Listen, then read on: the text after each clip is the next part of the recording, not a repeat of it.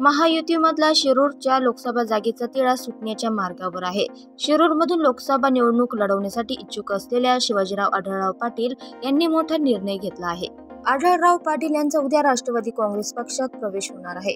राष्ट्रवादी काँग्रेसच्या मुंबईतील कार्यालयात उपमुख्यमंत्री अजित पवार, सहकार मंत्री दिलीप वळसे पाटील यांच्या उपस्थितीमध्ये आढळराव पाटलांच्या राष्ट्रवादी काँग्रेसमध्ये प्रवेश होईल. राष्ट्रवादी काँग्रेसमध्ये प्रवेशावेळी आढळराव पाटील यांच्या शिरूर लोकसभेच्या उमेदवारीची अधिकृत घोषणा होणार आहे.